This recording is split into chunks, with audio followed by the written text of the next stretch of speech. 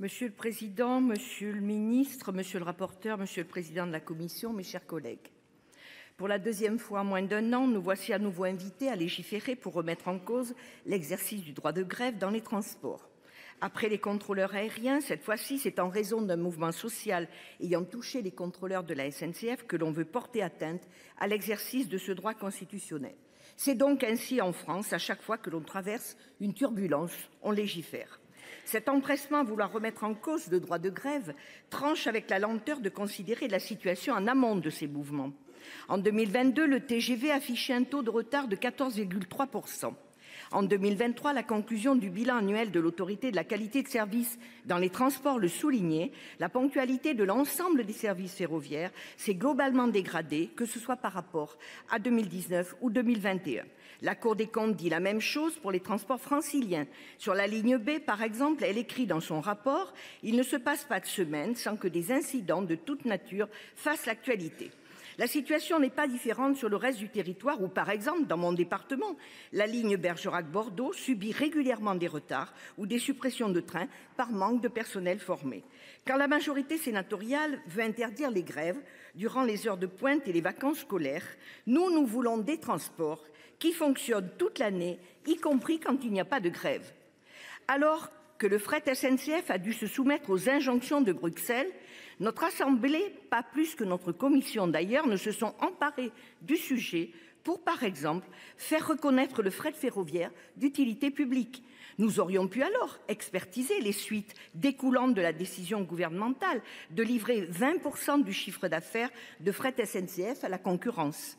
En matière de transport de voyageurs, nous aurions pu explorer les causes qui font qu'il est plus difficile de réserver des places dans les trains aujourd'hui et celles qui conduisent à des difficultés de recrutement.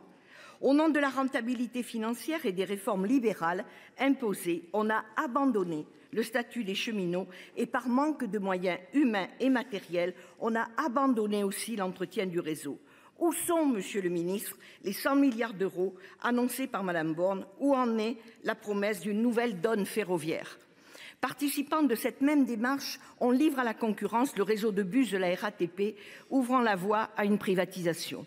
Partout où la libéralisation a été mise en œuvre, les conditions de transport des usagers se sont dégradées en raison de l'état des infrastructures, mais aussi des tarifs ou encore de la sécurité. Les salariés grévistes ne sont pas la cause de tous ces dysfonctionnements qu'éludent de cette proposition de loi et vous le savez bien. Aucun salarié ne fait grève par plaisir.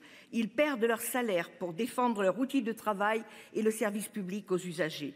Avec cette proposition de loi qui gèle 30 jours par an pendant lesquels ils seront privés de leur droit de grève, nous ne sommes pas loin de l'élaboration d'un calendrier qui fixerait les dates auxquelles les salariés des transports seraient autorisés à faire grève.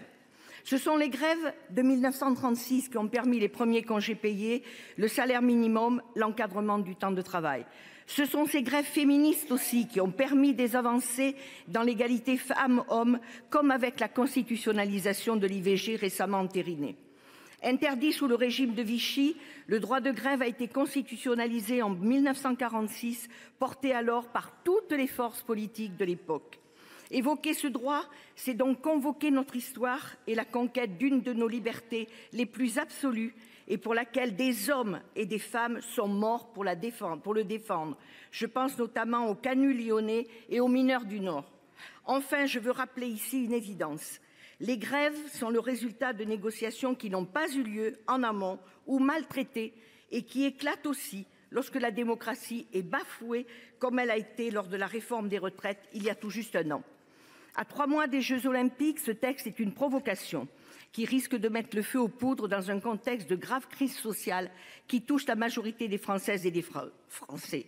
Nous souhaitons toutes et tous que ces Jeux Olympiques soient un succès pour notre pays. Pour autant, ils ne doivent pas être un prétexte pour porter atteinte aux droits sociaux.